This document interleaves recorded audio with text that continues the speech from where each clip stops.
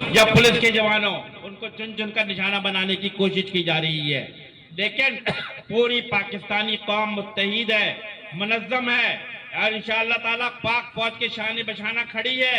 और अगर किसी ने भी पाकिस्तान की तरफ मैली आंख से देखने की कोशिश की, जिस तरह आपको याद है 5 मई 1925 हिंदुस्तान ने क्या किया था, पाकिस्तान पे हमला करने की कोशिश की थी। फिर पूरे पाकिस्तान ने देखा कि फौरी तौर पर 5 दिन के अंदर 5 मई से लेकर 10 मई के दरमियान पाकिस्तान ने इंडिया का जंगी गरूर खाक में हिला दिया था। और आपको याद है कि 9 मई के, मुझे याद है 9 मई की तारीख थी, रात के 12 बजे पाकिस्तान के 6 मुख्तलिफ एयरबेस को निशाना बनाने की कोशिश की गई। हैदराबाद एयरबेस, रावलपिंडी में नूर खान एयरबेस को निशाना बनाने की कोशिश की गई, लेकिन पाकिस्तान की फौज ने सुबह 5:16 या 10 में 5:16 पे जब पाकिस्तान की 6 एयरबेस को निशाना बनाया गया, तो जवाब में पाकिस्तानी फौज ने क्या किया कि 10 एयरबेस को निशाना बनाया। पन्नाला एयरबेस हो, सूरतगढ़ हो या कोई और हो, उन तमाम एयरबेस को, एयरफील्ड को तबाह बर्बाद कर दिया गया।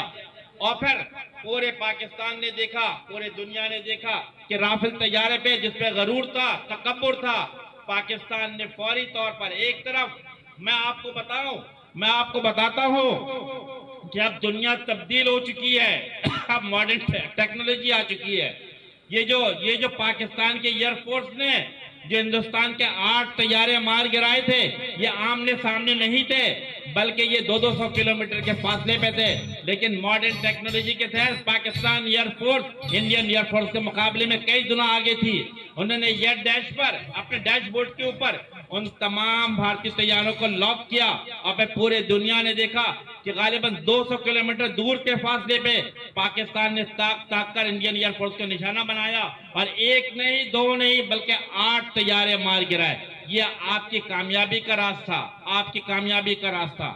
मैं अफगानिस्तान हुकूमत को, तालिबान हुकूमत को मुतनब्बा करते हैं कि आप देखें, पूरी पाकिस्तानी कौम वजीर आजम पाकिस्तान और फील्ड मार्शल आसिम मुनीर के सरबराही में मुत्तहिद है, मुनज़्ज़म है।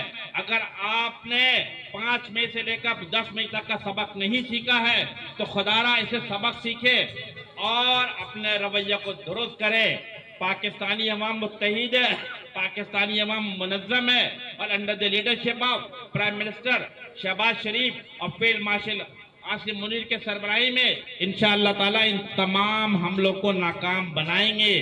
इंशाअल्लाह ताला एक बात और आपके सामने रखूंगा कि जिस अंदाज से दहशतगर्दी करने की कोशिश की जा रही है, कभी पंजाब में, कभी बलूचिस्तान में, कभी केपीके में, कभी सिंध में, तो मैं आपको बताऊं कि नेशनल एक्शन प्लान जो कि 2014 के अंदर मंजूर किया था, जिसके अंदर एमकेएम भी शरीक थी, मेरा मुतालबा on behalf of the MQM कि नेशनल एक्शन प्लान के ऊपर उसके असल रूह के मुताबिक अमल किया जाए। और इसमें 3 चीजें बड़ी इंपॉर्टेंट थी। नंबर 1 कि जो लोग हमलावर होते हैं उनको सजा दी जाए। नंबर 2 जो फैसिलिटेट करते हैं उनको भी गिरफ्तार करके करार वाकई सजा दी जाए। और नंबर 3 बड़ी इंपॉर्टेंट थी, नंबर 3 ये थी कि जो लोग सोच देते हैं, नजरिया से देते हैं, उनको भी हर सूरत में कफीर किरदार तक पहुंचाया जाए।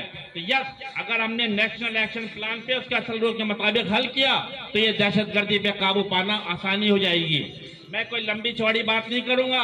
आज औरंगी के अवाम के लिए, कस्बा अलीगढ़ के अवाम के लिए खुशकिस्मती है कि डॉक्टर फारूक सत्तार भाई यहाँ पे मौजूद है, लेकिन मैं आपसे भी गुफ्तगू करूंगा।